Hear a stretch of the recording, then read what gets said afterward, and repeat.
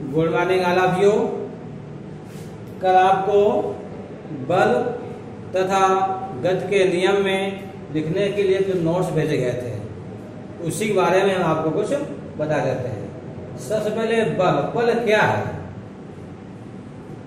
बल वह कारक है जो किसी वस्तु को धक्का देता है या धक्का देने का प्रयास करता है, वही बल होता है।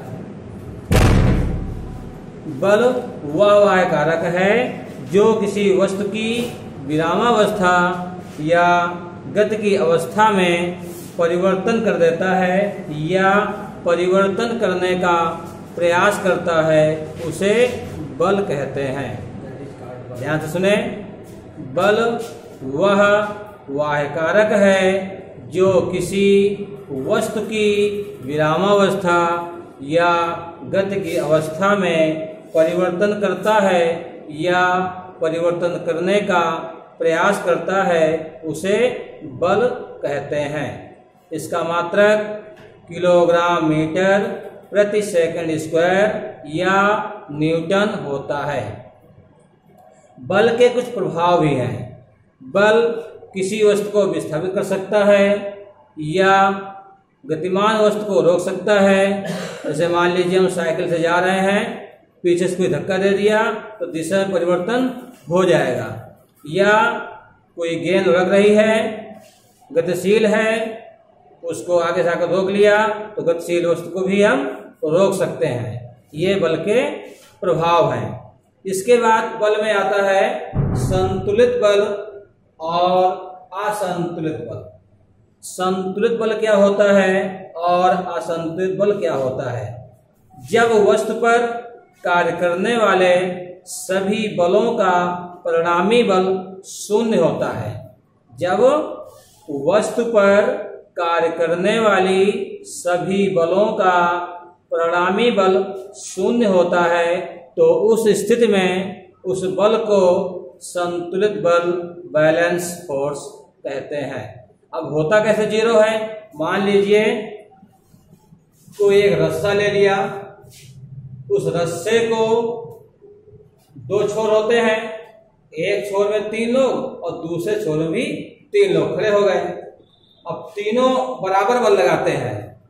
3 लोग रस्सी को अपनी तरफ खींच रहे होते हैं और 3 लोग रस्सी को अपनी तरफ खींच रहे होते हैं। तो जब उस रस्सी पर दोनों टीमें बराबर बल लगाती हैं तो उस स्थिति में उस पर कोई परिवर्तन नहीं होता है, किया गया कार्य शून्य हो जाता है, कोई विस्थापन ही नहीं हो रहा है, क्योंकि दोनों टीमें बराबर बल लगा रही होती हैं। और जब दोनों टीमें बराबर बल लगाती हैं तो अपने ही स्थान पर स्थिर रहते हैं, कोई परिवर्तन नहीं होता है। उस स्थिति में किया गया कार्य जो उस पर बल लगाया जाता है वह शून्य होता है। इसीलिए कहा जाता है कि जब वस्तु पर कार्य करने वाले सभी बलों का परिणामी बल शून्य होता है। इसी प्रकार से अब आता है असंतुलित बल, अनबैलेंस फोर्स। इसका दो एग्जांपल है। जब वस्तु पर कार्य करने वाले अनेक बलों का परिणामी बल शून्य न हो।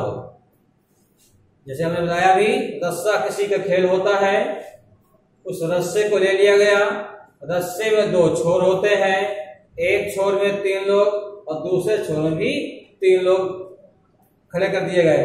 अब 2 टीमें हो गई, एक टीम मजबूत है और एक टीम कमजोर है। तो जब दोनों टीमें रस्से को अपनी अपनी तरफ खींचते हैं, जो टीम मजबूत है वो उस रस्से को खींच लेती है, दूसरी टीम भी रस्सा सहित उस पहले वाली टीम की तरफ झुक जाती है, खींच जाती है। उस स्थिति में उनके बल में, उनकी स्थिति में परिवर्तन हो जाता है। तो इसीलिए कहते हैं कि जब वस्तु पर कार्य करने वाले अनेक बलों का परिणामी बल शून्य न हो तो उस स्थिति में उसे असंतुलित बल कहते हैं। तुमने क्या बताया? बल बताया, बल के प्रभाव बताया, बल के प्रकार में है संतुलित बल और असंतुलित बल। एक बार फिर सुन लें, बल क्या है?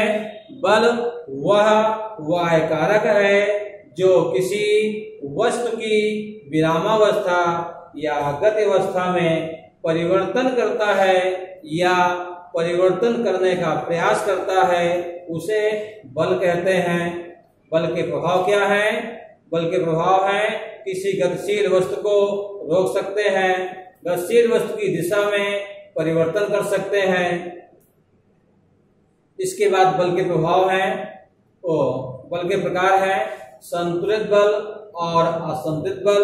हमने रस्साकशी के खेल के एग्जाम्पल देकर बताया कि जब वस्तु पर कार्य करने वाले सभी बलों का परिणामी बल शून्य होता है, उस स्थिति में वह संतुलित बल होता है, और जब वस्तु पर कार्य करने वाले अनेक बलों का परिणामी बल शून्य न हो, उसे असंतुलित बल कहते हैं।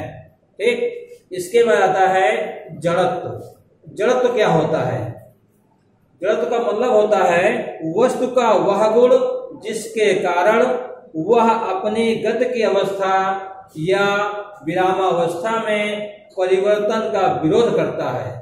जड़त्व का मतलब होता है कि वस्तु का वह गुण जिसके कारण वह अपनी गति अवस्था या विरामावस्था में परिवर्तन का विरोध करता है, उसे जड़त्व कहते हैं।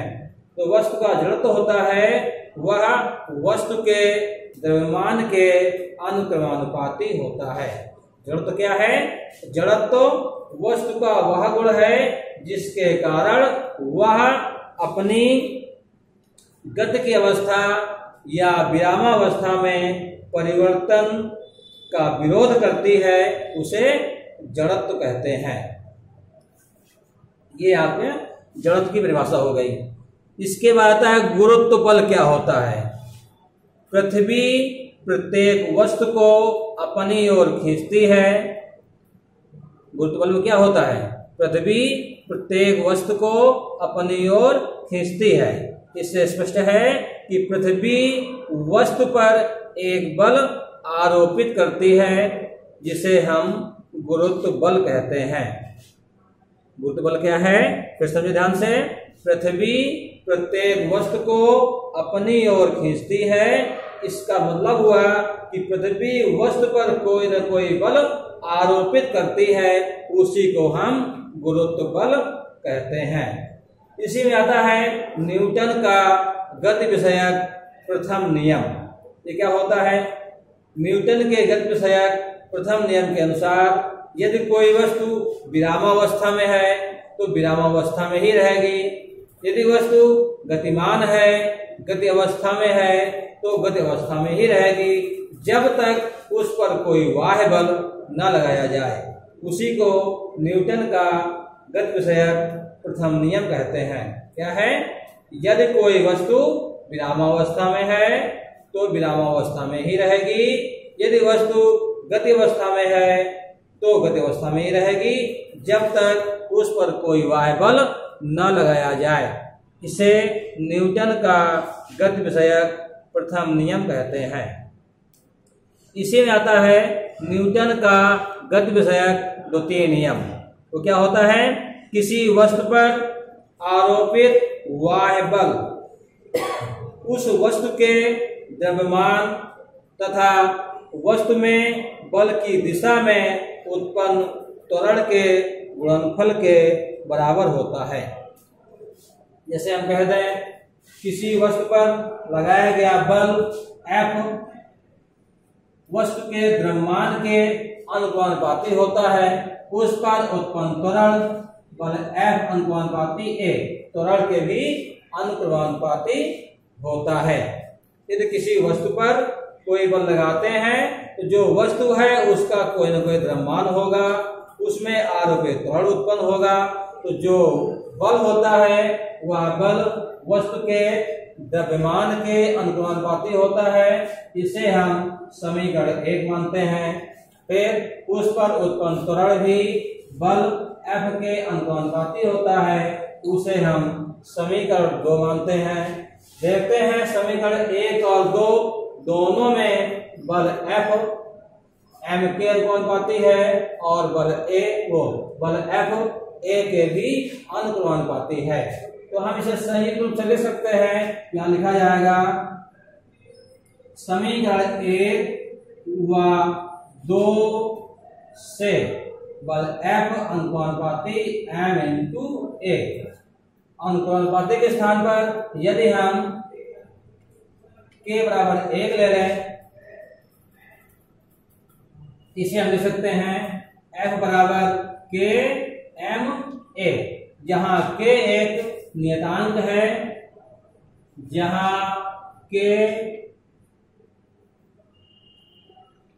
एक नियतांक है। यदि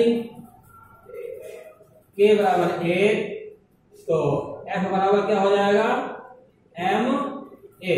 यही न्यूटन के गति विषय द्वितीय नियम का सूत्र है। ठीक, आज क्लास यही रहेगी। शेष कर